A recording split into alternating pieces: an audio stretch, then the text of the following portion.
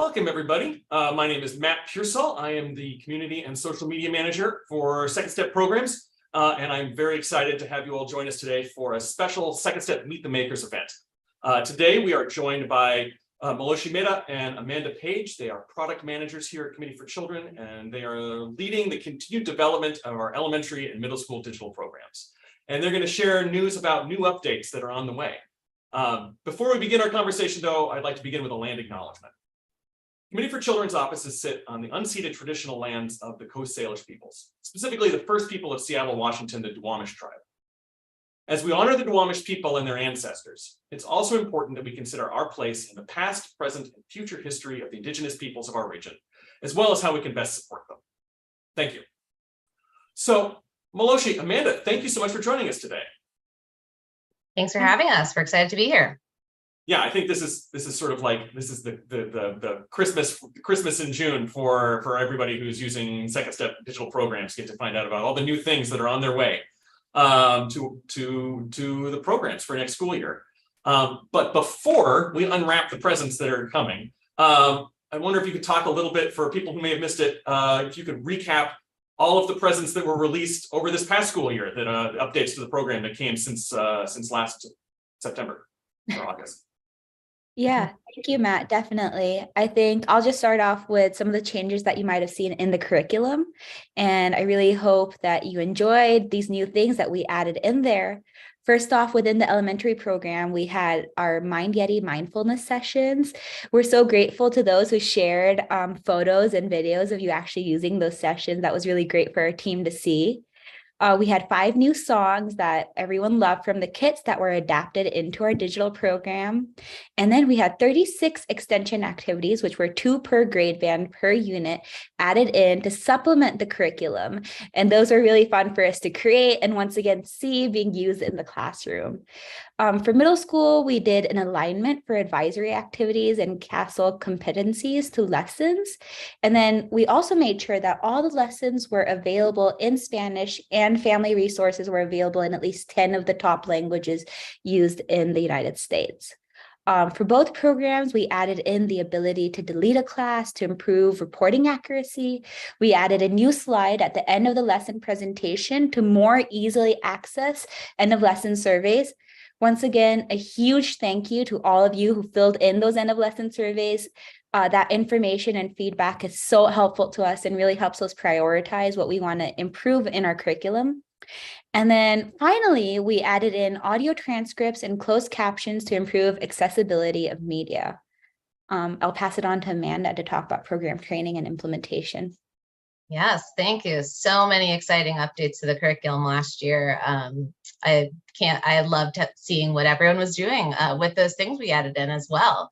And then on we added some program training things and some implementation support features. So on the program training side of the house last year, we kind of revealed a new step-by-step training experience for the K-8 digital programs that has differentiated tracks for teaching and non-teaching staff to make sure that everyone feels prepared and understands what the Second Step program is before jumping in to teach the lessons to kids. We also added in some motivators and incentives via a scavenger hunt to explore the program, as well as a certificate of completion for the training to show that you put in the upfront work to best support your kids. And then on the implementation side of the house, to support our leads who are, managing and overseeing implementations at the school level, we made some organizational improvements to the principal toolkit to make it easier to find the items you need when you need them. We also added in some additional resources to support those who teach the program across multiple grades or classes to make preparation, lesson delivery, and lesson reinforcements easier and less time consuming to do. You don't have to get, 6 different documents now. You can grab 1 unit plan for all the grades as an example. And then 2 other things we did also most recently in March, actually released some new resources to support effective progress monitoring practices. And we also, alongside that, made some improvements to our actual lesson progress report itself that make it easier to, see the bird's eye view of what's happening across your school and dive deep into each class's progress. And then finally, we did integrate Clever into the Second Step platform to support some automated rostering processes for folks who wanted it. Been busy. So, and I know, from my window into things from the Second Step educator community that the Mind Guinea sessions and those activities were super appreciated, and people are really thrilled with the updates to the reporting and the tracking of the lesson tracking. That was really well received. So thank you all for all the work you and your teams have been doing to bring that stuff out this year. Can you tell us a little bit about what's coming on June 23rd? June 23rd is a big day. Yes, definitely. As I mentioned before, a lot of the process revolved around some of that feedback that you guys sent across through the end of lesson surveys. And the thing that was asked for most was, of course, more Man Mateo. And that's what we're offering. We're offering a new 2-part Man Mateo video that's really going to be increasing authenticity and engagement throughout the program, throughout that grade level. And student handouts are also being changed in certain grades. We're also improving lessons across grades 3 to 5 to include more opportunities for goal setting practice, using a learning strategy that's really going to help improve students' neuroplasticity, development, and goal setting competency. So we're really excited about that. In terms of middle school, I know some of the feedback that we've been receiving is revolving around age appropriateness. So that's kind of the thing that we're focusing on this year, is looking at some of those lessons where we could improve age appropriateness, as well as seeing how we can test out some of these newer learning strategies to improve engagement. This is part of a bigger 2-year roadmap. So we're testing some things this year, but then we're also looking at bigger changes that are going to come out in 2024. Across both of the programs, we are seeing an improved translations process that's going to ensure that we're moving from translation to transadaptation. So you're going to see more equitable translations for Spanish. And then we're also testing out our new culturally responsive framework for all of the lessons that we're touching this year, which is extremely exciting. And then finally, as you guys have been asking for, in terms of school-wide generalization, is that morning announcements are being added. And we're really, really excited about that. And so we hope that you enjoy them as much as, we've enjoyed making them. And then, of course, the unit plans were such a big hit with K-5 that we had to bring them over to middle school, and they're being completely enhanced. So those are some exciting things from the curriculum side. Great. And Amanda, what's coming on the implementation side? Yeah, so, we have also had a chance to speak with many different school administrators, district administrators, counselors who help to manage Second Step program implementation, across their school districts. And we really heard that we need to make some processes more efficient, as well as create more of a personalized experience for leaders. And so we are going to try to do just that. And so I think the first thing that actually a lot of people have been asking for, this also, can impact non-teaching staff, but we did actually create a new Explore Lessons feature where anyone, a teacher, an administrator, will be able to log into the Second Step platform and be able to explore the digital program lesson materials and supports without having to create a class first. And so this will help, again, improve reporting accuracy, so we don't have, any dummy classes within the system, and just give easier access to folks who want to look at the materials and follow along as they're being taught. I think then shifting to some of these process improvements, we really focused on improving the user management process. So we really want to save setup admins time when they're providing users with access to the programs that they need. So we've worked on that system, and we are now going to be able to enable setup admins to add a user once per site instead of once per program, where you were sometimes needing to add users multiple times in the system. Now it will only be once, and they'll have access to all the programs they need.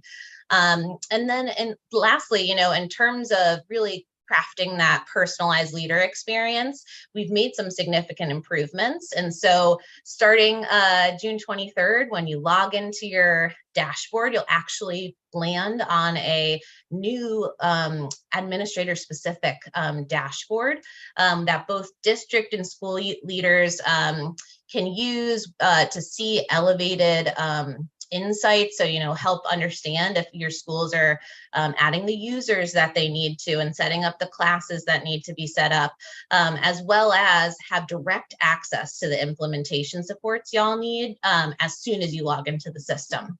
And speaking of that, we have created and are ready to unveil a new implementation guide for leaders. And so any administrator will have access to all of the information and resources that y'all need to learn about our programs and best practices for effective implementation, as well as, do the planning, support the rollout, know how and where to train staff, and just really be able to support and monitor the delivery of the Second Step program at your schools in an effective way. And so this implementation guide will replace the current principal toolkit. So we will be retiring that within the Second Step digital programs, though many of the contents that were loved and y'all talked about using all of the time from the principal toolkit, as well as some new and exciting tools, will be contained in that new implementation guide. We're so excited to get into y'all's hands on June 23rd. Great. Is there other stuff that's coming over the course of the year before the beginning of the next school year, or right around the beginning of the next school year? Yeah, I think, one thing that is also going to come, we're going to also add on to that dashboard we are releasing for leaders. We're going to add in some new lesson progress insights so that everyone has a snapshot as soon as they log in to the progress at their school or across the schools within the district that they're assigned to really help you guys immediately understand if the schools that you're supporting are making progress as intended, and be able to see where successes may be happening and or where some schools or teachers may need a little bit more support. And then alongside that, district leaders and or site leaders who are at multiple schools will also have access to an improved export of the lesson progress data that you can download to look at the lesson completion progress across all sites at once. So no more download one CSV per school. We're going to get you everything you need in one download. And those things will probably be coming and released over the summer as they're ready. And our goal is to have all of those things in y'all's hands by September 1st at the latest. Cool. So one of the really neat things about a digital program is that these updates keep coming, and that once everything we've talked about here is released, you don't get to sit margaritas for a while. You're back to work on even more stuff. Is there anything that you can kind of preview for what's on the roadmap for other releases that'll be coming in the near future? Yeah, definitely. I think, because we value being such a research-based digital program, our grant work is such an imperative part of our roadmap. And so I just would love to talk about the two grants that we've been working on this year. And one is for middle school, which is the Gates Grant. And the Gates Grant was in partnership with the Bill and Melinda Gates Foundation. And the entire grant was to find out ways in which we could improve engagement in middle school, which, as we all know, is kind of one of the more challenging tasks. The way that we have learned it can be done is if we meet the 6 learning conditions that have been created by the PERTS Foundation. So we've been actually testing out ways where we could involve the learning conditions into our lessons and see if teachers meet these learning conditions, does it truly improve the level of engagement at that point? We are seeing a lot of positive feedback from our testing. We've also found ways in which we could actually change the mode of delivery of our lessons to make it more engaging for that grade level as well. And that also has gotten a lot of positive feedback. So these are the things that we're hoping to really use into our lessons and improve on our engagement and overall quality of the way in which we have our curriculum in middle school. And then the second grant that has been a lot of fun to work on is our IES grant. And that's been in partnership with NYU and UT. And it's basically about how can we engage families more as a part of SEL, especially in K-5. And so we've been testing out different ways that really help parents be more involved, take some of the learning outside of the classroom. And we're trying to find ways where we could test that out. And hopefully, by the end of next year, we'll learn what really works best and see ways we can infuse it once again into our actual product. And Amanda, I'm sure, has a lot that she could share as well about professional learning and program training. Yes, yeah, not as many exciting grants as you, but we do have some feedback that you guys have submitted to us and helped us learn about that we haven't been able to act on yet. And so I think the main focus of next year is we have heard and we know that research stands behind professional learning being one of the most important drivers towards implementation fidelity and the overall outcomes for students, for staff, for our communities that we want to have. And so we are going to really dive deep and try to improve our professional learning and program training offerings and experiences over the next year with some hopeful, amazing new things to release to y'all in next June 2024. And then as we receive feedback on the new implementation guide that we're releasing this year and/or the new district and school leader experience and dashboard, we'll continue to improve the product throughout the next year as we receive that feedback. I think it's an interesting thing to bring up because so much of what y'all's work is based on is the feedback that we're getting directly from educators. And we've gotten a lot, but I'll bet you there's folks that are watching here that are like, I've got an idea that I want to share. And how can people reach out? How do educators reach out to get their ideas in front of y'all? Yeah, great question. We definitely value everyone's feedback and urge you to continue to share it. I think it really helps us be able to translate what is happening in the research, right? And then these or these contained experiments or whatnot, and really apply the needs and constraints and everything that's on your plate and put it together and hopefully a usable, workable solution that is really going to help you deliver this curriculum and impact your schools in the way you want to. And so we really urge you to continue putting any feedback you have in the Second Step Facebook community, as well as if you are in touch with your Second Step customer success representative, continue to share information with them. They pass that feedback directly to us, at least on a monthly basis, if not more. And finally, if you just want to reach out in general with anything, you can always email support@secondstep.org. I'm sure, Matt, you'll make sure that is, in the notes or whatnot to this, so people can, reach out. But yeah, we appreciate everything that everyone's shared with us so far, and it really helps us build this together. Yeah, this has been great to hear about all the different things that are coming and the work that you're doing. Thank you both. I mean, on behalf of everybody who uses Second Step programs, not just myself. Thank you to both of you for the work you're doing. Thank you to all of the team that you work with to make this happen. It's been a lot of work that you put in, and we really appreciate it. Thanks, Matt. Yeah, thank you for having us today.